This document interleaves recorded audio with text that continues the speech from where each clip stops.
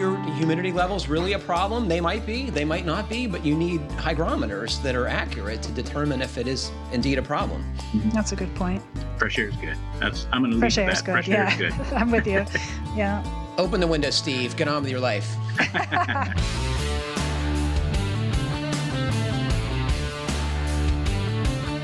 Welcome to the Fine Homebuilding Podcast, our weekly discussion of building, remodeling, and design topics aimed at anybody who cares deeply about the craft and science of working on houses. This is Senior Editor Patrick McComb. Today I'm joined by Fine Homebuilding Senior Editor Mark Peterson. Hello. Green Building Advisor Senior Editor Kiley Jacques. Morning. And our amazing producer Jeff Rose. Hi there. Please email your questions to fhbpodcast@taunton.com. You can find previous podcasts and check out the show notes at finehomebuilding.com/podcast. Well, is it a pleasure to see you all? Kiley, it's been a long time since you've been on the show. Yeah, it feels that way to me too. And you made a major purchase recently that I'd love to talk about. I did. I'm glad you recognize it as a major purchase because it feels that way to me. Yeah, I experienced the aftermath of Ida and had a pretty significant flooding in my basement, although I came off lucky compared to my neighbor whose sump pump didn't work. So praise be to sump pumps. But I did decide, I live in this very wet environment right on the river. I don't think that's the last of the flooding. So I decided to invest, and I did it a little bit backwards. And as a GBA editor, I should know this, but my basement is not air sealed. It is not set up for a very expensive dehumidifier to do its maximum job. However, I felt pretty committed to getting something of quality. And so I decided to go with, it's commercial grade. The brand is Aloe. The model is the Sentinel HD 55.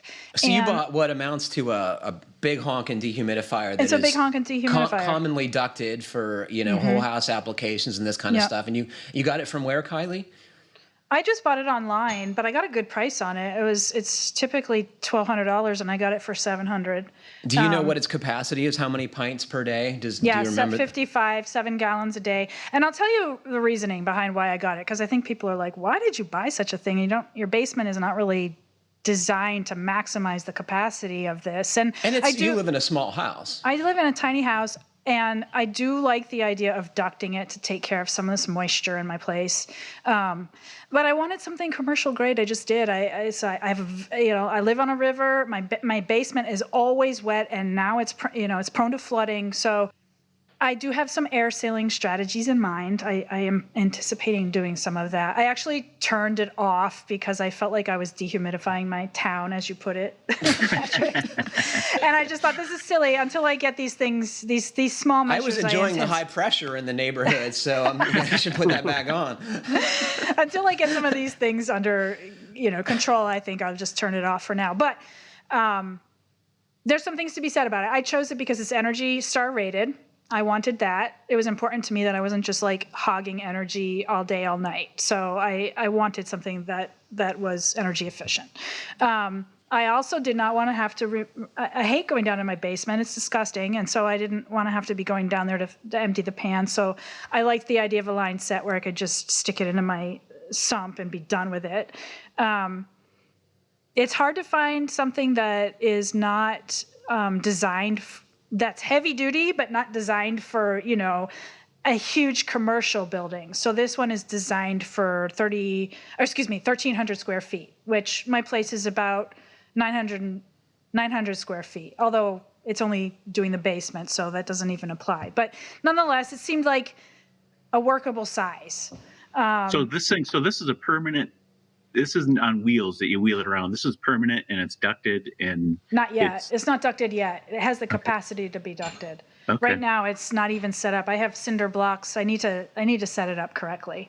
So you talked about flooding. Were you getting like seepage through the basement walls, or were you wading around in? I mean, you were wading through water in the basement? I was wading through 2 inches of water in the basement. Okay. But my sump pump, it kicked on and it never stopped for 3 days. So It did its job. It's a tough thing if you don't have the right conditions for your very expensive. You new need a pieces of sealed equipment. space. Otherwise, it's just pulling air from outside, exactly. right? Yeah. So here's the balance, right? You're trying to figure out, like, how long am I going to be in this house? How much money do I want to invest? What kind of simple air sealing strategies can I take on myself just to make this operate better? And I think I've figured out what I want to do. So I don't regret the purchase, but I know that it's probably overkill because I'm not maximizing its potential. But there we have it. You need a door, I think, is a good start. An airtight exterior door into the basement. The one I recall was kind of leaky. And I think if you did that, it would go a long way to improving the ability to dry out that space. So that's a very expensive thing to do. And my thinking is that I'm going to staple polyethylene on the outside of the door framing. And then just leave it sealed up. And just leave it, because I don't go down there very often. I mean, if I have to pull out a couple of staples to crawl in there, I'm okay with that. For now, it's temporary. That would definitely help. It would help, right? Yep. All right. That's enough of that. It was a big purchase, though. I was really excited. I was like, why am I so excited about this dehumidifier? I don't know. It just feels like really meaty purchase. Oh, yeah. It's beautiful. Isn't it beautiful? Oh, yeah. I'm all over that. Mark, can you talk about your odyssey of home building? Well, like you guys, we were getting rain. It was rainy week. So it wasn't, I didn't get as much done as I wanted to, but it was the work that I did do was foundation work. And so my house that I'm building, it's a house and then a garage. And then on the other side of the garage is a mother-in-law suite. So it's hard to get, it'll be a broken record, but it's hard to get subs to show up. So I just, you know what, I'm going to do what I can. I'm going to keep working on it until I can get somebody. So I decided I'm going to pour this basement myself. It's not really a basement. It's a tall crawl space, and it's 2 layers, which is weird, but it's what like do you 20. mean? Well, there's 2. If you walked into the basement, into the crawl space, it's like you would walk into an area that's almost 6 feet tall. Actually, at the end, it might be 6 feet tall. And then halfway through the room, it jumps up 2 feet. And then there's like a 5-foot spot. So I got to build this kind of bulkhead thing. And it wasn't too bad. The grade there was pretty close to what it was going to get poured at. So there wasn't a ton of dirt work, which is nice because its soil is really clay down here. But yesterday I had a guy come from the co-op, the electrical co-op that we're going to be using. And this is kind of what slowed me down a little bit too, was it's funny because if I meet all these requirements, I'm going to get the $750 rebate. And it's not even the money that it's driving me. It's just, I want to get this. I just want to do it right. So he's been very helpful. We've had 20 emails going back and forth, and he actually came out and looked at, because I got some unique scenarios. It's not just your typical stem wall around the whole thing. It's kind of odd. So we just walked through how the insulating the foundation and the floor. Let's back up here, Mark. So this guy from the utility is meant to save energy, right? His job is to incentivize you to make your house more efficient, is my guess. Yeah. And when you get it framed up, they come out and do the blower test. And then when you're all finished, they come out and do it again. And if you do everything the way that you're supposed to, they pay you $750. Yeah. So, and like I said, it's not even that, because some of the things I'm doing is going to cost way more than that. But it's just the idea that you want to participate. It's just a goal to work towards, I guess. Sure. But anyway, so he gave me some good advice and kind of So it was great to walk through with him and just pick his brain, because I'm not familiar with the area down here too, and that's unusual. Minnesota, there's certain things you just have to do, and down here it's not the exact same way. So it was very, very interesting and helpful. How about your deck, Jeff? Is it coming along with any progress? No progress whatsoever. Yep. I'm drywalling still. There's not much to talk about drywalling, except you just do it for hours and hours and hours and hours until you're done, and then you move on, and then you paint for hours and hours and hours. What kind of gun are you screwing? I'm assuming, right? Oh, that's all done. So I'm well into finishing. I'm on my third coat. That's right. Gotcha. And I have the third coat on the majority of it, so I probably only have another 2-3 hours to finish the actual applying of compound, and then another maybe hour of sanding it after that. And is this in your basement, Patrick? This is the new stair layout, Kiley, in the barn. Yeah. Oh, in the barn. Okay. When you taped the drywall, did you use paper tape or the stick-on fiberglass stuff? I'm so glad you asked that, Mark. This is Jeff and I were comparing our notes on joint tape, as we often do, just yesterday. And I used paper tape on the inside corners, which I fancy very much because it doesn't tear. But on the flat seams and butt seams, of which there weren't too many because the pieces are small, the walls are small, the areas are small, I used Fibofuse, which, if you haven't used, is a non-woven fiberglass style tape. It is not self-adhesive, but you can embed it in compound on the wall. You don't have to put it up first. But boy, it's fantastic. And what is most great about it is it's super thin. So when you have butt seams, it is a minimum of amount of material to be feathering out, right? Sure. Mm-hmm. What do you like about it, Jeff? What's your favorite aspect? It's just easy to work with. You bed it. It beds very readily in a minimum of compound, and it doesn't bubble like paper tape sometimes does. Yeah, and it just How about when you hit my thing is when you hit the paper, accidentally when you start sanding and it gets all fuzzy, and then you think you can fix it, and the more you work it, the worse it gets. Yeah. This doesn't have that. I mean, it will burn through. Of course, you can sand into it. Yeah. Yeah, but it doesn't make it worse. You just need to cover it again, and you're good to go. After literally, I started finishing drywall when I was 15 or 16 years old. My uncle was building a room addition for a customer at one point, and for whatever reason, he hired me to do the drywall finishing with no experience. So I'd be out there with my Makita quarter sheet sander grinding away at drywall for hours on end. What a disaster. If you don't get it right, it sure looks crappy. Doesn't hold up. The thing about drywall and finishing it is as long as, you can make the worst drywall finishing look good if you put enough time and sanding into it, right? You just you put it on, sand it up, put it on, sand it up, put it on. I spent hundreds of hours probably sanding this lady's sunroom addition. Well, good for you for doing it yourself. It seems I've gotten pretty good at it, was the point I was trying to make by this point. It's I've learned from folks who contribute to Fine Homebuilding, Myron Ferguson and other folks. And it takes me forever, but I don't have a lot of sanding to do, which is the best part. Mm-hmm. And you have some fancy tools to work with. Oh, man, that sander is so sweet. That he does. Sweet. So sweet, Mark. Do you even know what he's talking about, Kylie? I have this Festival drywall sander that I'm trying out. I feel like you've mentioned it. You loving it? I can't help but talk about it because it's so amazing. And it only costs twice as much as your dehumidifier. Did you buy that, Patrick, or is that something that you're testing? It's a loaner. Oh, nice. Yeah, if I ever complain about my job, just kick me. Yeah, right. All right, this comes from Tony B., who we hear from a little bit later with another question. Hey, FHB podcast crew, this is a response to a previous show where your listener asked about platforms to draw plans on. He was a builder looking for a fairly intuitive software without a monthly subscription. For a number of reasons, I bought Chief Architect Home Designer Pro a few years back. Just like him, I didn't want to pay the monthly subscription, so I bought a one-time license. I still have a draftsperson draw most of my plans, but I wanted software I could design something like a simple garage, sunroom, or deck. I also wanted assistance with material takeoffs.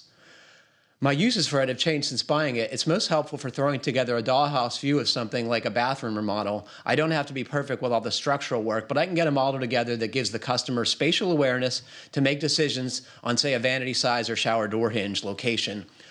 I save a bunch of 3D photos of the final and send the link to my guys when they start the project.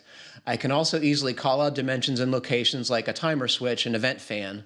I would say it took about 8 hours of tutorials and playing around with it before I could accomplish much. Like anything, it gets better with time. I have struggled with dormers, attic spaces, and complicated roofs when I have tried, but I also don't think the Home Designer Pro version is best geared for that kind of work. Additionally, I have a qualified draftsperson do all of that anyway.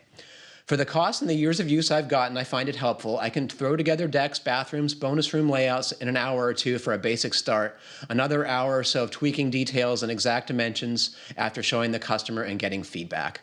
Just last week, my guys were remodeling a mudroom while the customer was on vacation. She left us with a hand-drawn sketch on the layout and built in she wanted. My guys requested I draw something, so one night I did just that. In the morning, I texted some photos to the customer for approval and then sent the same to my guys. It was super convenient. Hope that helps. Take care, Tony B. Do either of you, Kiley, Mark, have any experience with this kind of design software? No, but it's so popular. I mean, I just Chief feel architect specifically? Yeah. Yep. If I know five or 10 people, it seems like the vast majority of the people, and these aren't full-time draftsmen, these are just contractors that are doing remodels and additions, and they're it seems like that's the go-to one. But when you've been to the builder show, they got like a huge section where it's just nothing but this type of software. So I don't know enough about it to know which is the best, but Chief Architect certainly has to be one of the most popular, I would think. I think Brian was touting, and he made the point that when we go to these trade shows, Chief Architect often has demonstrations that kind of blow people out of the water. I mean, it's they sit you down in front of a workstation and like actually let you start tooling around with it, which I think is the smart way to go. Which is fun, yeah. Yeah, I made an effort to get it to do a SketchUp for like 3 or 4 projects. Problem is, and it's handy and it's relatively easy, but it's just one of those things where if you do it all the time, and even if there's like 2 months between when you don't, it's just like you have to relearn everything, it seems like. Now, I'm curious to know if builders find working with, because I know Justin's a big fan of SketchUp, and so is Rodney, and Brian has played around with it too. Matt uses it. I hate it. You hate it? Have you used Chief Architect? I mean, I guess what I haven't used any of these software, so I'm just curious as to know, like, which one is most user-friendly for the person who's not going... None of them? Yeah, SketchUp. I never used it for a house plan. I was using it for like to build a desk or a drawer or some type of woodworking project. Yeah, I never found anything more frustrating in my entire life than trying to learn SketchUp. Is that right? I was on it for a couple hours, and then I'm just like, this is not worth the years it's taking off my life. Well, and the other thing too is we spend so much time in front of a computer. Like that was the only screen time that we had in the day, that's a good point. Patience level would be much, much higher. It's a very good point. I love the tactical experience of drawing on graph paper and using a T-square. And like, I don't do it a lot, but when we have to design a building or add to a building, that's where I go to. I like it. Sitting behind me, there's about 8 different size things of graph paper. That's my go-to method. Yeah. And it's a different part of your brain, I would say, than using a computer. I fully support you guys. Don't let that die. Be the dinosaurs you are. Don't let it die. I remember having to use a scale and draw out, when I was studying landscape design, it was all, we would make models out of cardboard, and it was all very tactile and hands-on, and, you had to figure that stuff out. I think for the right person, and I would count myself among them, it's very helpful to your thought process to be building it with a cardboard in your hands.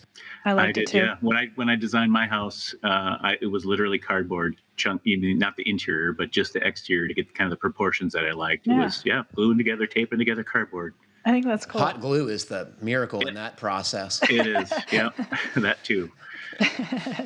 This comes from Matt.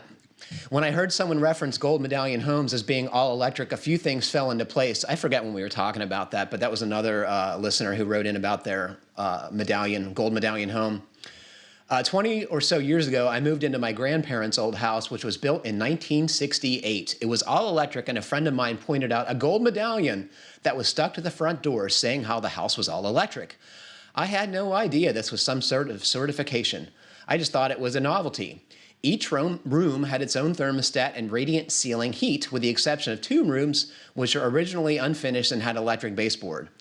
The house was very comfortable until I got the first electric bill in the fall, and my jaw dropped. It was around $600 for the month. I immediately turned off most of the heat except for the electric baseboard and 1 or 2 other rooms that I used. When I asked my dad, he told me that my grandparents would regularly have $1,000 or more monthly electric bills. Oh my God. I suffered through cold winters and would never recommend radiant ceiling heat to anyone. It was comfortable, but so expensive. Oh, that seems Some of your listeners have had a more positive experience. At any rate, I was glad to find out about the Gold Medallion electric houses. Separate question. When back priming exterior trim, what kind of paint do you like to use? I've used oil primer, latex primer, regular paint, and porch and floor paint when working on porch, floors, or stairs. I'm sure everyone has their own preference, but I'd love to hear your opinions. Thanks. Well, Matt, I'm going to say it doesn't matter too much, but I would opt for the primer that you're using on the other side just to make sure it takes up moisture uniformly. So he's talking, when back priming, he's talking about you're going to put a piece of trim on the wall and you prime the back side that goes up against the wall. Yep. That's okay. So yeah, have you ever heard of this? Oh yeah, absolutely. Okay. I was going to fire you immediately if you hadn't. It should have been gone long ago. Right. As long as my only thing, to me, as long as you seal it, I don't see that it makes, if it was me, I would be using all the same junk primer paint that I had in my, I'd use it on my junk paint that I'll never use What if again. the color's different? If you're not going to see it, then what's the difference? Well, I know what's different. I think that would be very upsetting. as long as you don't slop it onto the sides and there's some incompatible latex oil thing going on, that would be my only concern. I like the recyclability of that idea. It seems really smart. Everybody's always asking, what do I do with all these little bits of paint that I've left? That seems like a good application for it. So if you had oil paint, here's a question, would you put that on it, but you were putting latex on the other side? That's what I was saying. Don't slop it onto the other side. Okay. Just make sure there's separations. It's just speaking of paint in general, I am still a fan of oils outside versus latex. I don't know how you guys feel about that. But wow. I know it's not environmentally friendly, but it depends yeah. So I know there's, is it even available? Honestly, I haven't done an outside project for a while, but I know so California. You're talking oil top coats too, or oil primer? I guess, yeah, that's a good question. I did a painting story, and I worked with a commercial painting contractor, and we used he had a big practice spray booth to train all his guys, and it was a big, huge, ventilated thing. It worked out pretty slick. But I asked him about the primer and the paint in one, the stuff that works great on the inside. For outside, he said that he was not a fan because primer, that's not what you want outside. Absolutely not. No. So he was an oil, but he was doing a lot of commercial projects too, which I think they still do allow. Well, I know they allow for like bridges, and they're all using oil because it works better. But yeah, it's not great for the environment. Patrick, didn't you do a very? Oh, go ahead. No, please. Well, you did a very extensive painting article not that long ago. I remember you working on it. I blew the lid right off of primers, You blew the lid right off of that. I blew the lid right the heck off all those cans of primer. You should point people in the direction of that article. I remember it being really good. So what do you mean by that? Well, no, I was kidding. I did a feature on primers and their proper use, and a lot of pro painters that I respect still use oil primers, but they uniformly agree, and so does the paint business, that acrylic latex top coats are the superior coating because they're breathable. Really? Yeah. Okay.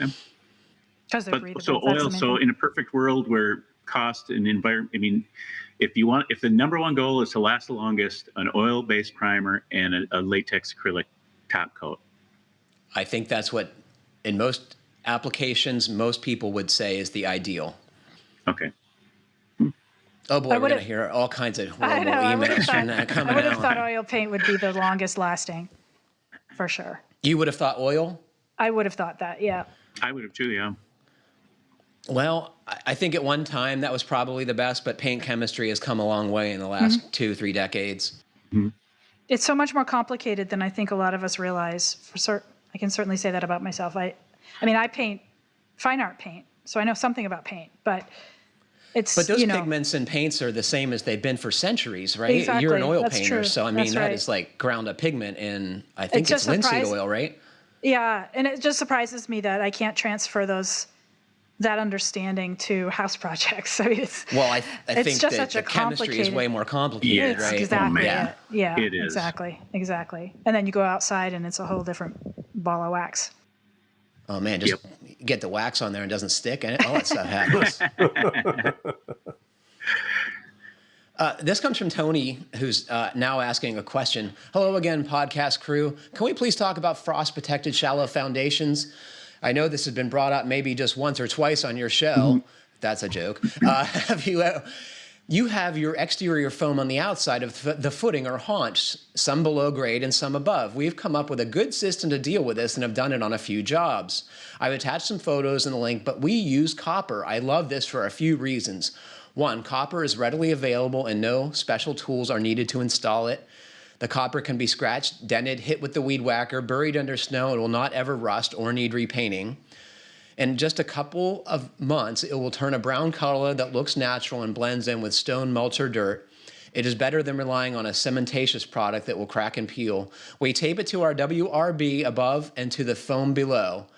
On our latest, we actually hemmed each piece to lock it on the piece before and after it. Thanks, Tony. And so I put some photography of Tony's, I guess it looked like a garage project where he did this, and it looks fantastic. I think he'd agree. Fantastic. Yeah, he did nice work. I mean, obviously, the thing that comes first to mind is price. Copper is of course. I mean, and the readily available thing, that's maybe if not it's so the case much now. It's not going to be soon, because what I heard was that, I forget what percent, but there's so many, and it's only going to get worse and worse. There's so many electric motors being manufactured right now that weren't being manufactured even 10 years ago, that the demand on copper is just unbelievable, just skyrocket. And it's I'm not a copper mining expert, but my understanding is it's not.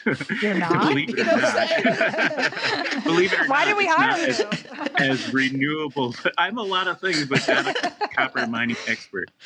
But my understanding is copper mining is it's just not environmentally destructive. Not even that, and it's just we don't the core of the earth is not made out of copper. I don't think.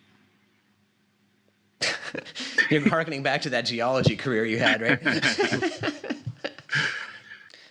Well, it looked great. I've seen people do similar stuff with the aluminum trim coil, and of course that's a less expensive, but also equally hard to get metal, right? If I could afford it, I'd build my whole house out of copper. Would you really? Yeah, I love copper. I think it'd be kind of hot. I love copper too. Yeah, it would burn your eyes. I've only worked with copper a few times, and one we were doing a porch. We added a porch onto an old house in Minneapolis, and the house was near a nice neighborhood, but not quite into the nice neighborhood yet. And we put these copper gutters on, and that same night, somebody came and stole all the downspouts. Mm-hmm. Yep. So you got me on my soapbox again. Like the guy at the scrap yard where they're selling this stuff. Oh yeah. What the heck, right? Well, like yes, a brand new copper gutters and downspout. It was clearly brand new. Yeah. Well, like the catalytic converter thing, that too. It's like, what? Who? People are. It's like, what? They go to recycle them, and you have a truck full of them. Where do you think? I know. Right. A little suspect. Yeah. Somebody I have told me copper flashing over the joists of my deck. The guy put in. You do? Yeah. Oh. And I was actually, it's copper. Yep. It's like at the ledger over, you got he nailed it to the ledger, and it wraps around the joists. Do you know what I mean? So it's flashing for where the floor, because it's one level. The deck and the first floor are on the same level. So did I describe that so you can picture it? So it's on the top of the ledger, or it actually covers the joists too? It's sort of both. He nailed it to the ledger, but he cut it so that it flaps over each joist. Yeah, sure. It's very effective. It's certainly working. Yeah, it'll last 1,000 years. But I bought a small piece of of copper for a little boot situation over my pediment, and that cost $200. And it was like, it's not. I couldn't believe it. It does the trick. It'll be there forever. And it's going to get worse before it gets better. Yeah. That, when your house gets appraised, you're going to get a few extra $100 for that little detail. My copper bits. Yeah. Taxes just went up. Yeah, right.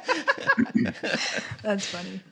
This comes from Brett. Hello, all. I don't know if you would be able to discuss this on a regular podcast or if it requires a pro talk, but I was wondering if you could discuss Greywater systems at some point.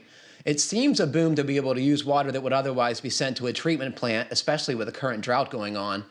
In particular, I'm interested in, one, what systems in the house could safely be considered gray water? After all, a bathroom sink and shower are at least exposed to fecal matter. although hopefully neither sees any significant size of particle. Likewise, a washing machine, assuming small children or gastronomically ill residents vacate their bowels on their clothes, what could be put into a Greywater system? In a traditional septic system, foods, oil solids, etc., generally not recommended, but I could see the benefit of food solids be set into a Greywater system, namely compost. Although if the water goes through a pump, I could see why that would still be a bad thing. And you would have to be careful with soaps and detergents you use. Thanks, Brett. Okay, so can you put Greywater on your landscape, presumably because you don't want to send it through the septic system or the sewer system, and you could probably irrigate, even in places that normally get, a decent amount of rain, like here in the Northeast.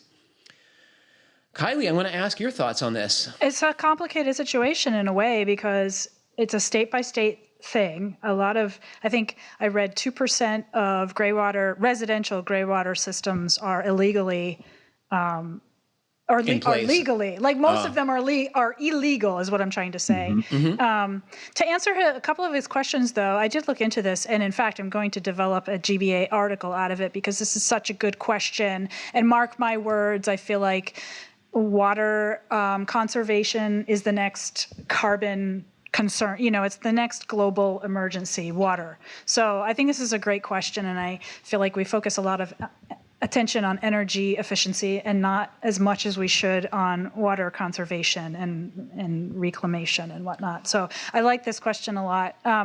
Sources that are acceptable, off limits, of course. Like it's everything except what in your estimation? Well, I think you really should restrict it to sinks, the shower, and laundry, period.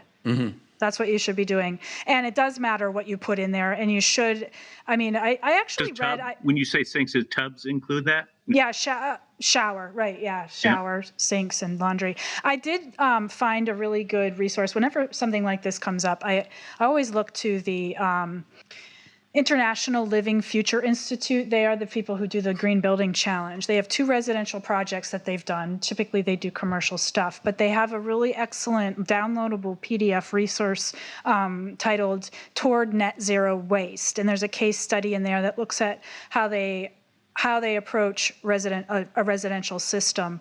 But one of the things that he's getting at here, our reader, our listener, Brett, is the fecal matter, that whole bit. Like, there needs to be filtration and some chemical treatment if you're talking about diverting, black water, black water, exactly. So you should have that option to go one way or the other with it. So that's one thing to know. Anyway, I got really into this. So I was like, yeah, Greywater, I think it's such a good question. I wish more. And just water management on your site in general and how to use your water rather than just move it off site. You should be pumping your some effluent out to someone's dry climate. It's watering. It's definitely, my landscape is well watered. But it's not an easy thing to do because there's not a lot of code written around it. And I think some health codes for some states prohibit this. You're just not allowed to do it under any circumstances. I went to a builder show in California, and I, believe it or not, had an extra half an hour, and I sat in one of these courses about this recycling water and Greywater in particular. And this was California, and it was a little more common out there. And I was in the beginning stages of building this house or planning for this house, and I thought, that'd be an interesting concept. So you're right, Kylie. I can imagine. I'm surprised that there's any. Well, in California, especially, their rules are very strict, and I'm surprised there's one system out there that meets all the regulations. Because even the Greywater, you can't just let it sit. If I recall, you can't just let it sit there forever. It has to be turned over so often, and there's just all these things and filters and off systems, and it was literally 10 times more complicated than I thought it would be. And then when I talked to a couple of manufacturers, they basically said, if you live in the north, if you live in a cold climate, that even complicates matters. Exactly. It's climate dependent. They're almost non-existent. There's probably one in a cold climate compared to because the pipes freeze, Mark? Is that because the whole freezing process? Yeah. Right. Well, and the filtration, if you're talking about solid ground or oversaturated ground, that gets in the way of optimal Yeah, I filtration. was surprised how, when you said they were all infiltration. not up to code. And California does have codes on this, and they're very, very specific and very, very strict. So I'm surprised there's one. I would point out that the rules regarding wastewater are in place for a good reason, like cholera outbreaks and influenza and all kinds of horrible things you catch from untreated effluent are horrible diseases. And I've said it on the show before that basic sanitation has done more to improve the human condition than anything that we've come up with in many ways. Now, but this is a big deal in California. I mean, in these water poor states like California, it's going to become a much more prevalent thing, and it should, because they just don't have the water that they're using right now. Right. I remember in my environmental studies classes in college that I took a few of, this always struck me as a really good idea. Why the heck dump the water down, and have it go to the sewage treatment plant that could be used some other way? Agreed. I would like to just offer this to Brett and any other listener that's interested in it. I have a connection to one of the designers that worked on the 2 Living Building Challenge residential projects that implemented Greywater systems. And my guess is they would be willing to share some information around how they did it and the logistics and what to know, best practices and whatnot. So if anybody's interested, I can ask. I can make that ask. And keep your eye out on GBA, because I'm on board with getting to the bottom of what this all entails. Have you found any states that are more progressive in this regard, Kiley? Oregon. And San Francisco. Well, and California. I think typically more West Coast. Where they have water problems, I presume, right? Right, and the climate sort of lends itself to year-round application of. Because it's not going to freeze, like Mark was bringing up earlier. Right. Yeah. Well, Brett, is a very good question. Thank you for asking it. I'm sorry we don't have any real answers, but do know that Kiley is working on it, right? I'm going deep. This comes from Steve from Long Island. Dear podcast crew, I recently retired and built my dream home in Vermont. Well, I had the shell built and now I'm finishing it. Some retirement, right? The house is a post and beam structure with SIP panels, SIP panels. This summer was really hot for Vermont, and I noticed a buildup of moisture and started thinking about how tight and insulated the house was, and I started to get worried. I was thinking maybe I need some kind of ventilation system, HRV, ERV, dehumidifier. I'm wondering, is this something I can handle myself by choosing a manufacturer and calling them? Do they have experts to help fit a system to my needs? I'm honestly not where to start. I'm not even sure what the problem is. Thanks for any advice. Steve from Long Island.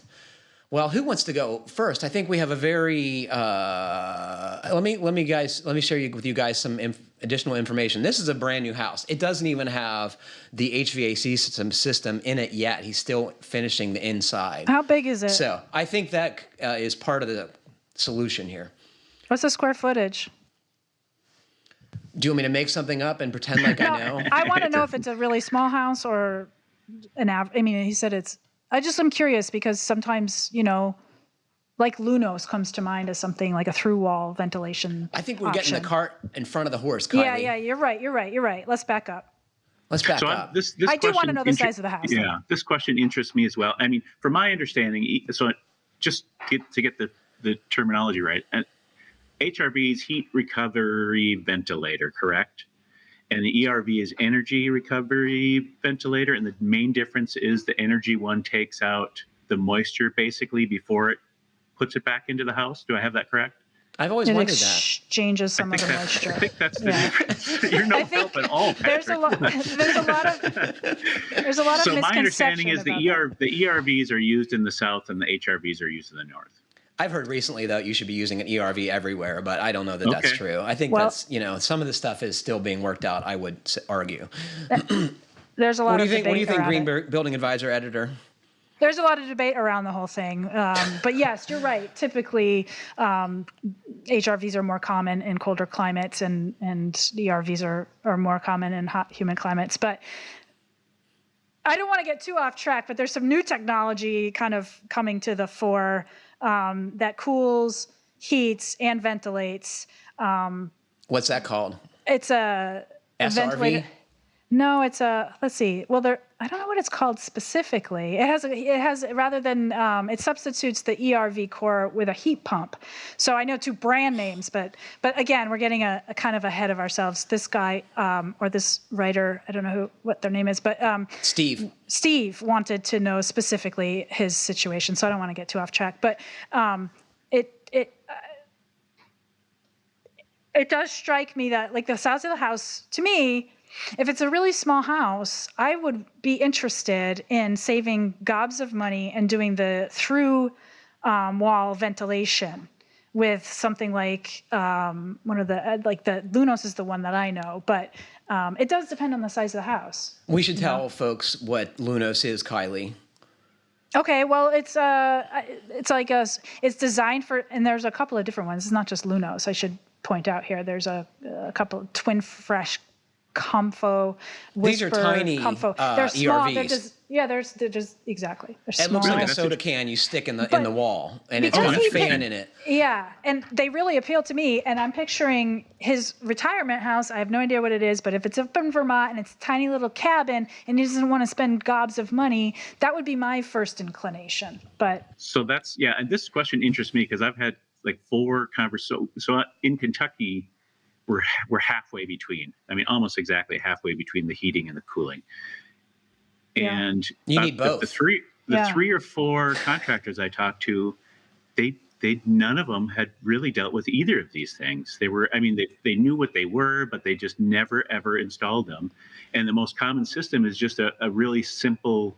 And to me, fresh air is key. I mean, whatever Steve does, he needs to add fresh air into the house. Yeah, to me, he's right about that bit. Yeah, that's just not an option not to, basically, especially if you're going to, with SIPs, that house is going to be so tight. But down here, they're basically saying, oh, we'll just, and I forget the exact system, but it was basically just a makeup. I mean, it was really just sucking fresh air into the house. It wasn't getting treated. So supply only. I think it was just dragging it into the furnace or the blower. Jeff, do you want to tell our 2 illustrious colleagues what they're completely overlooking in this whole conversation? The moisture? It's a brand new house. It's a brand new hundreds of gallons of water from concrete and joint compound and all this stuff. And paint. But still, if it's a tight house, build tight, ventilate right. I mean, that's not going to go away entirely. He doesn't even have the air conditioning on, which is going to go a long way to dry this place out. I think we're all like just got to walk a step back from the cliff here. Well, he doesn't sound like he has any ventilation whatsoever in there right now. He's got windows.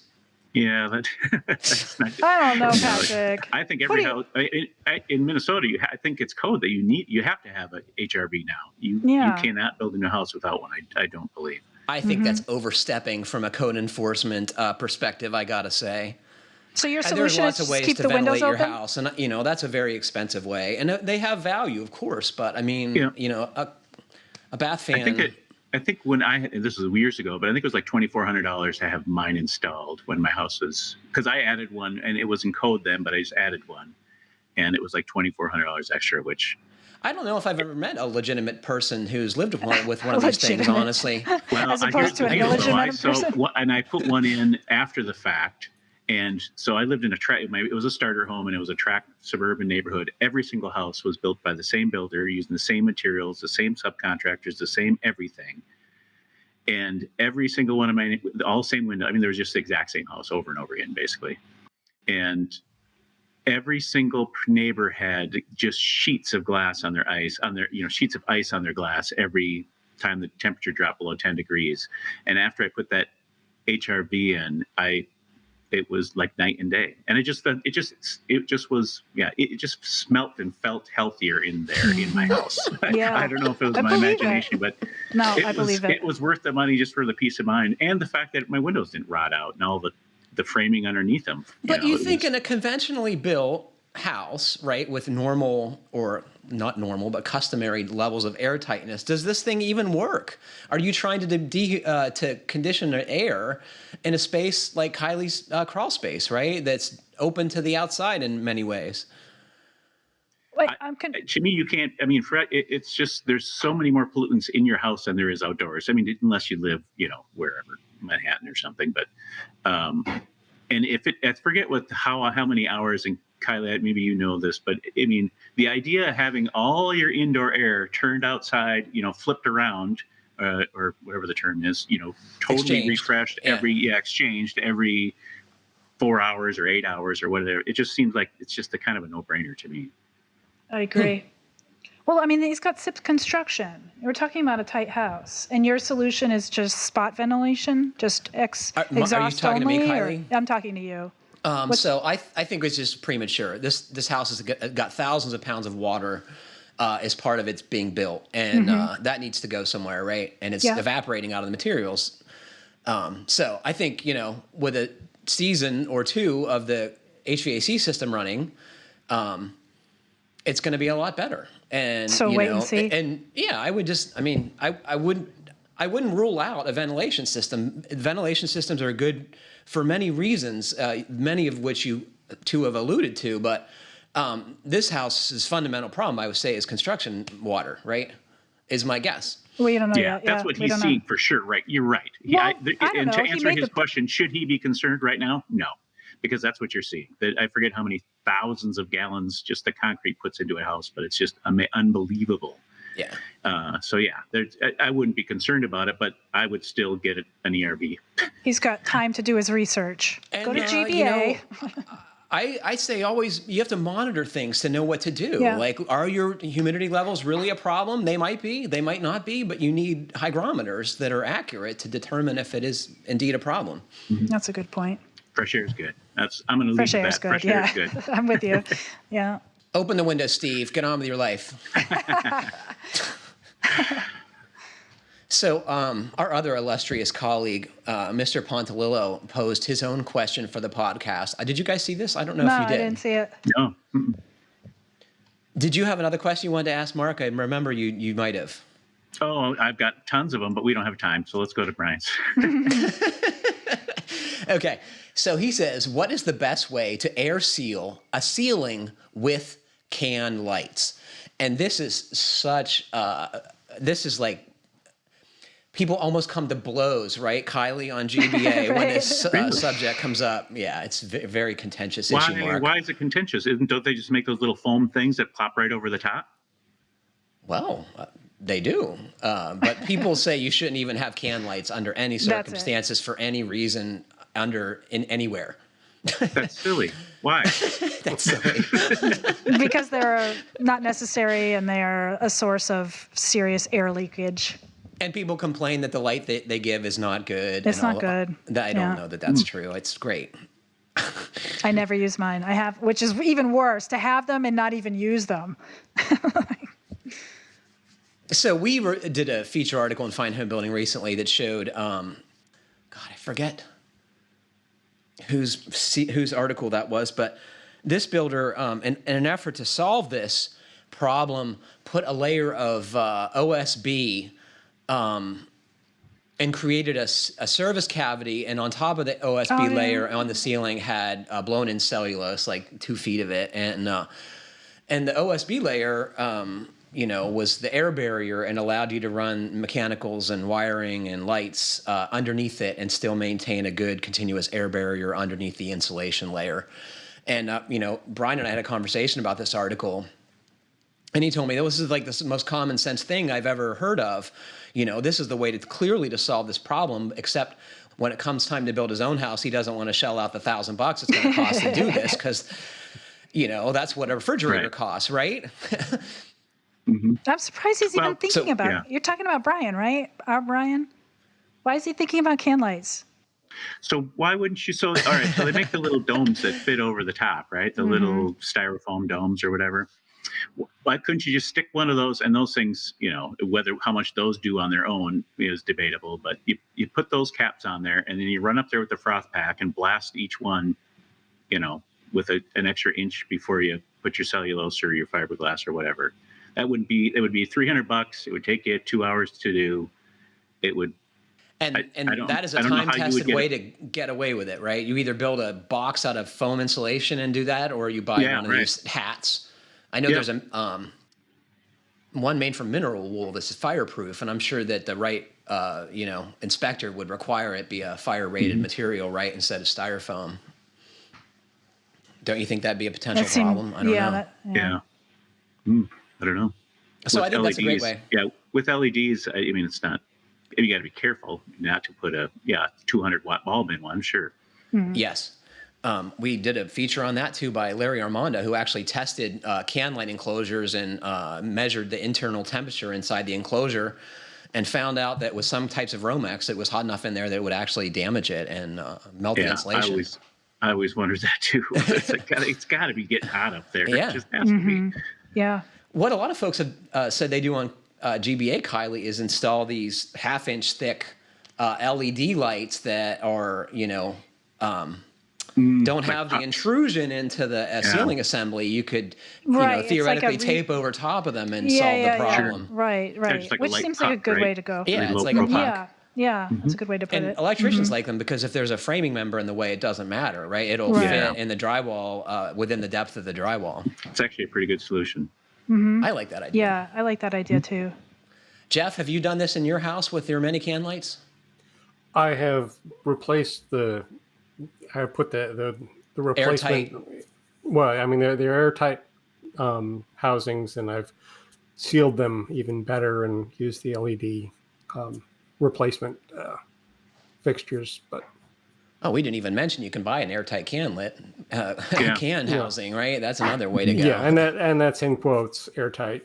But Brian is someone who could actually go to the work to make it work. So you have to use those little foam gaskets on the trim ring and stuff and go to some effort. Right, yeah. And seal the seams that are just... And you have to caulk the gap between the drywall and the can light. Inevitably, there's some... Isn't that where the gasket is on most of them? Isn't that where so you put the drywall out and then I think you do both if you really want it to work. Because in my experience, the trim ring it often doesn't fit tight enough to the ceiling to make that work. Oh, yeah. No. What are you looking at your lights, Kiley? I'm looking to see how tight fit they are. I just don't like them at all. I don't understand why people are so... I mean, I guess you inherit houses. That's what happened to me. I have them, and it's because I inherited them. But if you're building new, like Brian, I can't help but wonder why he wants can lights. It's great general lighting, I would argue. You think? I do. I guess I'm a little bit weird about lighting. I like. And they don't collect bugs like a lamp. Yeah, I guess you're right. I guess you're right. Down. I don't like overhead lighting in any form, but that's just a personal thing. So this is gonna incense some listeners. I know I have incandescent bulbs in my can lights in my barn, and I love when I dim them down. They get this great yellow color. It's so warm and fantastic. We're actually going to do an LED bulb, how to choose an LED bulb, depending on the room that you're in and the function of the lighting. They can do that electronically now. I forget, what is it, warm dimming, I think they call it. There's so many. Yeah, there's so many options. That's a very fast-changing market. I did a story in the past on LEDs, and this was probably 5 years ago when things changed so fast in that world. So fast, yeah. I heard that this, by electricians and some manufacturers, is that the really cheap knockoffs put that industry back probably 10 years. I agree because I had some of them, they were terrible. The original 5 years, and it was just it almost destroyed the whole market because people had such a bad experience with them. The color and their durability, right? They didn't last like they said, and the blue color was offensive. I've been trying to pitch, Anyway, to make the long story short, we have a lighting expert that we've worked with before, David Warfel, and he's done 2 stories for Fine Homebuilding, and I thought, because we did a couple of shows on lighting and that he was a guest on for the BS and Beer show, that market changes so quickly. So I had pitched the idea to Peter Chapman, our book editor, because there are very few resources on lighting with LEDs, and so I thought it might make a good book as a resource, because look it up. There aren't any out there. But anyway, it all kind of came down to the fact that market changes so quickly that book would be dated within 2 years. So it's just such an overwhelming industry in a way, because it is the innovation is quick, fast-paced.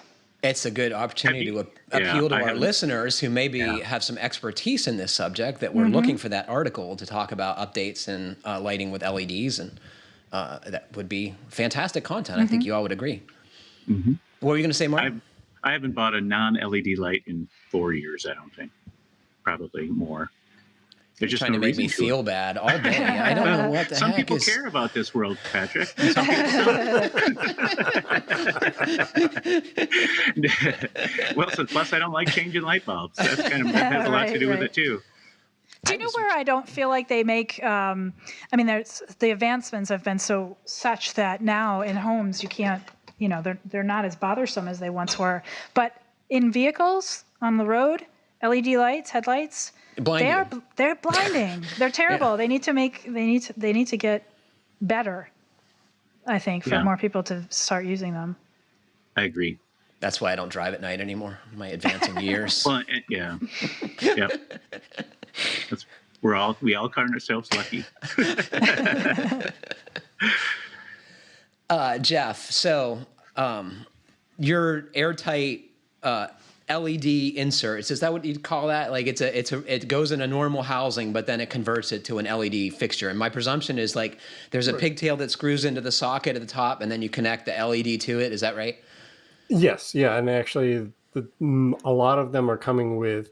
There's two different types of connectors, just regular Edison connectors, and then there's a plug-in connector for newer cans. Do you genuinely feel like that is an airtight assembly if done correctly?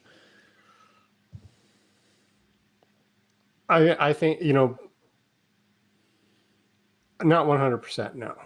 Okay. I think for one thing, like when I did mine, I added extra foam with, adhesive backed foam around the rims because it just comes with a little cheesy. Is your ceiling textured, Jeff? No, it's smooth. Okay. Because I think that would be a huge problem if you did have a textured ceiling, and that's really common in some parts of the country, right? Yeah. Yep. Because the seal's not tight, right? Right, yeah. You going to texture your ceiling, Mark? Yeah, I'll probably do a knockdown. You're dead to me. When you look at flat ceiling? Oh, flat ceiling. Is that what you have? Yeah, that's what everyone has in New England. Yeah. Really? No. Yeah, that's true. It's so echoey and noisy. I mean, honestly, the acoustic popcorn stuff. Oh my God, we got to send the guy back to the Midwest. I got to tell you. It works. I mean, nobody does it, and I wouldn't do it just because people thought I would be back stuck in the 70s. But every single person I know who's changed from either the popcorn to flat or knockdown, I ask, is it echoey in there? They say, oh yeah, it's way more echoey. Is that why popcorn ceilings came to be? For noise? They call it acoustic. I mean, I don't know if that's what the reason was for it. I don't really know the answer. Sometimes I pretend to know, but it's got to be something. My guess is it's cheap. Cheap. Yeah, it's cheap. Exactly. Because you only need to do like 2 layers of drywall finishing, and I can tell you that's a huge advantage on a ceiling because it's freaking exhausting to do that work. I haven't met my drywall finisher yet. But I'm predicting I don't trust him to do a flat ceiling. You just got to be perfect. I mean, the light breaks across it, and it would just, that would drive me crazy. You just got to learn to live with imperfection, man. Anyone have anything they want to talk about before we go? Nope. All right. Well, unfortunately, that is all the time we have for today. Thanks to Jeff, Kiley, and Mark for joining me, and thanks to all of you for listening. Please remember to send us your questions, comments, and suggestions to fhbpodcast@taunton.com, and please like, comment, or review us however you're listening. It helps other folks find our podcast. Stay safe, everybody. Thanks, as always, for the feedback and the questions. Keep them coming. Please like us on iTunes or however you're listening. It helps other folks find us, and it's going to make us all rich. So we need help right away. Thanks for listening. Bye, everybody.